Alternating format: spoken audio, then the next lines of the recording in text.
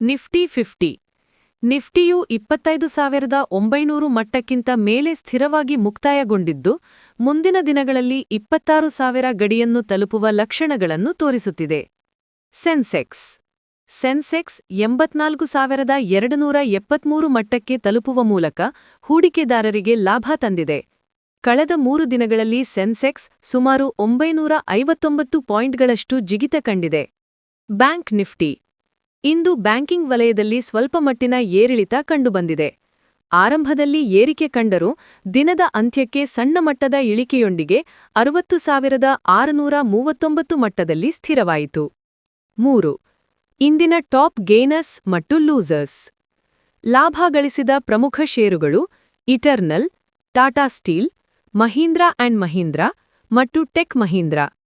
ನಷ್ಟ ಅನುಭವಿಸಿದ ಪ್ರಮುಖ ಷೇರುಗಳು HCL Tech, Bajaj Finance, Adani Ports ಮತ್ತು ಭಾರತಿ ಏರ್ಟೆಲ್. 4. ಮಾರುಕಟ್ಟೆಯ ಏರಿಕೆಗೆ ಕಾರಣಗಳು. ಭಾರತ-ಅಮೆರಿಕ ವ್ಯಾಪಾರ ಒಪ್ಪಂದ. ಇತ್ತೀಚಿನ ವ್ಯಾಪಾರ ಮಾತುಕತೆಗಳು ಮತ್ತು ಸುಂಕದ ಕಡಿತದ ನಿರೀಕ್ಷೆಯು ಮಾರುಕಟ್ಟೆಯಲ್ಲಿ ಧನಾತ್ಮಕ ಅಲೆ ಎಬ್ಬಿಸಿದೆ. ಏಷ್ಯನ್ ಮಾರುಕಟ್ಟೆಯ ಪ್ರಭಾವ. ಜಪಾನ್ ಮತ್ತು ದಕ್ಷಿಣ ಕೊರಿಯಾದ ಮಾರುಕಟ್ಟೆಗಳಲ್ಲಿನ ಚೇತರಿಕೆ ಭಾರತೀಯ ಮಾರುಕಟ್ಟೆಗೆ ಬೆಂಬಲ ನೀಡಿದೆ. ತ್ರೈಮಾಸಿಕ ಫಲಿತಾಂಶ. ಪ್ರಮುಖ ಕಂಪನಿಗಳ ಉತ್ತಮ Q3, ಮೂರನೇ ತ್ರೈಮಾಸಿಕ ಫಲಿತಾಂಶಗಳು ಹೂಡಿಕೆದಾರರಲ್ಲಿ ವಿಶ್ವಾಸ ಮೂಡಿಸಿವೆ. ಮೋತಿಸನ್ಸ್ ಜ್ಯೂವೆಲರ್ಸ್ ಇತ್ತೀಚೆಗೆ ತನ್ನ ಹಣಕಾಸು ವರ್ಷದ ಮೂರನೇ ತ್ರೈಮಾಸಿಕ ಅಂದರೆ Q3 ಫಲಿತಾಂಶಗಳನ್ನು ಪ್ರಕಟಿಸಿದೆ. ಈ ಫಲಿತಾಂಶದ ಮುಖ್ಯಾಂಶಗಳು ಇಲ್ಲಿವೆ. 1. ಲಾಭ ಮತ್ತು ವರಮಾನ ಪ್ರಾಫಿಟ್ ಅಂಡ್ ರೆವೆನ್ಯೂ. ಈ ತ್ರೈಮಾಸಿಕದಲ್ಲಿ ಕಂಪನಿಯು ಆರ್ಥಿಕವಾಗಿ ಉತ್ತಮ ಪ್ರಗತಿ ಸಾಧಿಸಿದೆ. ನಿವ್ವಳ ಲಾಭ ಅಂದರೆ ನೆಟ್ ಪ್ರಾಫಿಟ್ ಕಳೆದ ವರ್ಷದ ಇದೇ ಅವಧಿಗೆ ಹೋಲಿಸಿದರೆ ಲಾಭದಲ್ಲಿ ಏರಿಕೆ ಕಂಡುಬಂದಿದೆ. ಕಂಪನಿಯು ಸರಿಸುಮಾರು 10 ಕೋಟಿಗೂ ಅಧಿಕ ನಿವ್ವಳ ಲಾಭವನ್ನು ದಾಖಲಿಸಿದೆ. ವರಮಾನ ಅಂದರೆ ರೆವೆನ್ಯೂ. ಚಿನ್ನದ ಬೆಲೆ ಏರಿಕೆ ಮತ್ತು ಮದುವೆ ಸೀಸನ್ನ ಬೇಡಿಕೆಯಿಂದಾಗಿ ವರಮಾನವು ಕಳೆದ ವರ್ಷಕ್ಕಿಂತ ಸುಮಾರು 20-25% ಹೆಚ್ಚಳ ಕಂಡಿದೆ. 2. ಮುಖ್ಯ ಕಾರ್ಯಕ್ಷಮತೆ ಸೂಚಕಗಳು ಕೀ ಮೆಟ್ರಿಕ್ಸ್.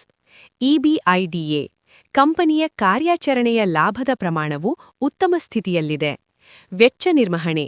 ದಾಸ್ತಾನು ನಿರ್ವಹಣೆ ಮತ್ತು ಸಡದ ಮೇಲಿನ ಬಡ್ಡಿ ವೆಚ್ಚಗಳನ್ನು ಕಡಿಮೆ ಮಾಡಿಕೊಂಡಿರುವುದು ಲಾಭದ ಹೆಚ್ಚಳಕ್ಕೆ ಸಹಕಾರಿಯಾಗಿದೆ.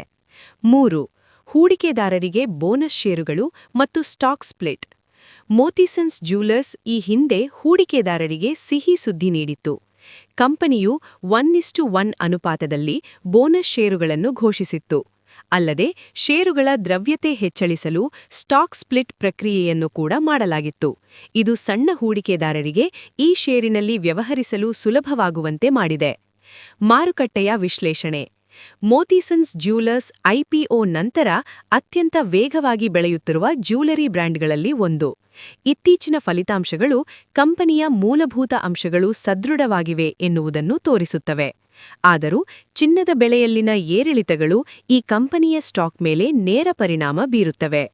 ವಿಡಿಯೋ ಇಷ್ಟವಾದರೆ ಲೈಕ್ ಮಾಡಿ, ಶೇರ್ ಮಾಡಿ, ಸಬ್ಸ್ಕ್ರೈಬ್ ಮಾಡಿ ಫ್ರೆಂಡ್ಸ್, ಮತ್ತು ಬೆಲ್ ಬಟನ್ ಒತ್ತಿ ಫ್ರೆಂಡ್ಸ್.